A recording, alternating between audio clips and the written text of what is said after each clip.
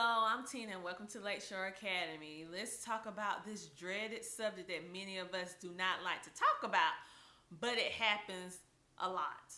So, let's talk. You saw in my description where I'm talking about what do you do when your child doesn't want to do the work. Now, many of us have taken our children out of public school and starting to homeschool. Some of you are new, some of you are not new. But whether you're new or not new, we all have faced this dilemma. And if you haven't yet, you will.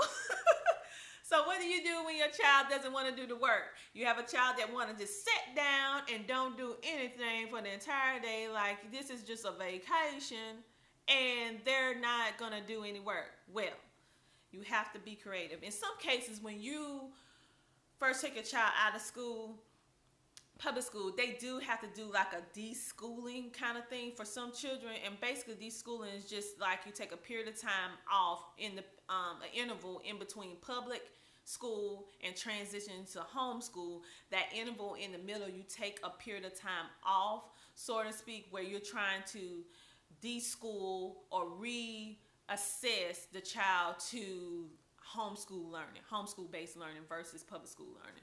And a lot of people have to do that. Some of us have to do that even when you're changing from one curriculum to the next, for the child to be able to adjust to a new style of curriculum. But at any rate, what do you do with those children that think, okay, I'm not going to do any work because I'm home and this, no. Well, guess what? You still got to do school, children. And if your mom and your dad didn't you watch this video, I'm telling you, you got to do your work. But anyway, what I did when I faced this dilemma is that I approached the educational process from an untraditional way. Like, most of us, we like to have that structure. We have to have this amount of time to do this, sit down and do that, this and that. Well, a child like that, especially a child with ADD and ADHD or any kind of learning difference, or even the children that's trying to just transition from public school to homeschool, you have to change your mind over, so to speak. So what I did, I still did school, but I sneakily done school. And when I say sneakily,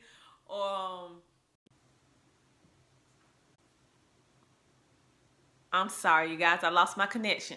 I sneakily do school by untraditional means. Like, for example, instead of doing school with books primarily, what I did was that I used the internet, I used documentaries, I use just daily conversations with my children on various subjects, getting their thoughts, looking at the news, getting current events, talking about what's happening around the world, what's happening here.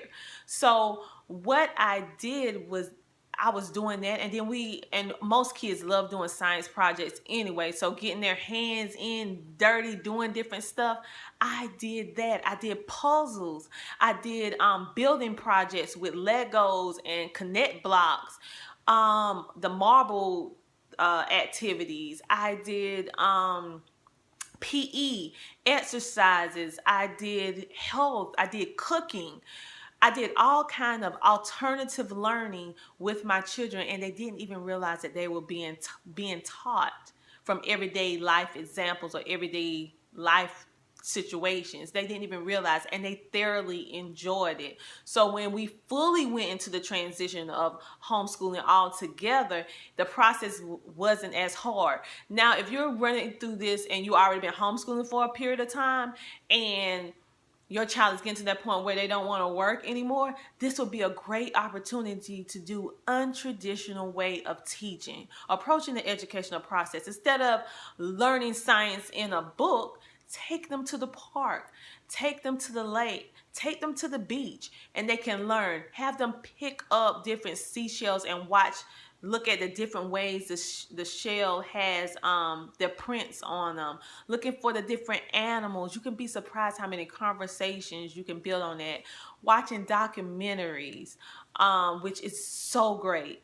And nowadays they have documentaries that's not only just regular motion pictures, but they have like cartoon versions of documentaries, which is totally cool for those of you who have children that love like the cartoon effect. They have very, very good things that you can watch with your children there. Also with math, instead of doing math with a book the traditional way, you can take your children in the kitchen and cook with them. Take them in the grocery store. This is what I did. I would take my child in the grocery store. I would give each child a list, and I would tell them, okay, this is your list, and we're gonna play. And I don't know if you guys know about this old show that used to come on back in the day called Supermarket Sweep. Well, at any rate, I used to tell them, okay, you have 5 minutes. I want you to go get these stuff, but you can't go over this certain amount of money. You have this budget. You have $10. I want you to get these things. If they're too expensive, you need to figure out how you're going to get something just like this or similar, but do not go over this price. So we will go in the grocery store and do that. And I will also do like, look at the canned goods, and I would say, okay, now which one should you get based on the price and how many ounces it has in the can? Which one you're going to get more with? Instead of just looking at the price, make sure you look at how many ounces and compare one pound of sugar to the other pound of sugar based on name brand or generic form. So that's how I did math. Language arts, how I did language arts. Their favorite TV show, I would like put the closed caption on it and have them read that. And also we would just have classical conversations about various different topics. We would listen to audiobooks and then discuss it. Listen to Story of the World and discuss it. Or listen to Anne of Green Gables and discuss it. Language arts. I used to have my son give an oral report and record, well, he didn't know it was an oral report, but I would have him record what he thought about the book, and we would listen back to it. That was an oral report, and I had it recorded. So let's see, you can always do some cool things with science, going to the park and stuff. Let's see, what else, what other subject? Geography. You guys, using Google Maps is so great. So I used to do Google Maps, and also finding free virtual field trips online. So we was like touring China and Spain and Brazil and Alaska. We was touring all these places online with the 360 view. I think called Pandora view, if I'm saying it correctly, where we can look all the way around 360 and see these different tourist sites. And then we'll look for a documentary that talked about that particular country and look it up on watch the documentary to go along with the virtual field trip. So it was so many things, and going to the library getting free classes. It was so many things that we did when we was doing that deschooling phase, or going through that phase when they really like, I don't want to do school. Well, that's the time when I just stop what we're doing with the regular curriculum and I do that deschooling or unschooling, so to speak, curriculum, where we are like totally hands-on. We're doing things outside the box, totally different. Like for physics, even though my children don't have to take physics right now, but we did things with the Hot Wheels, with various areas of the house, trying to see how fast the cars would go in different areas. Excuse me. Let's see. So we did geography, science, math, language, reading, audiobooks, or exciting radio dramas. We will also do for health, we will talk about the body, or we'll talk about different things dealing with the body. Magic School Bus is a great one for children to use. They're even doing a reboot where they have a new version of it now.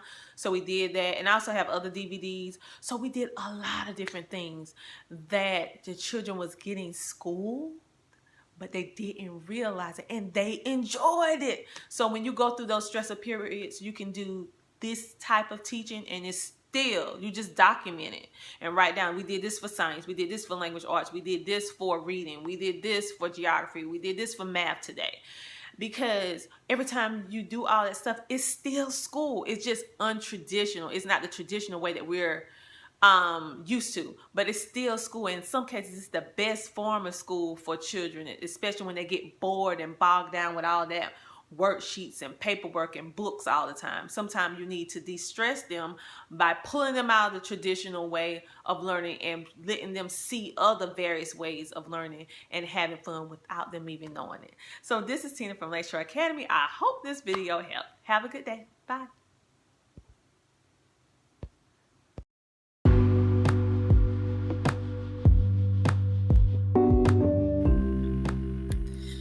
Thank you for tuning in to this week's episode of Homeschooling in Oils, the place to be to learn all about homeschooling, education, wellness, and life.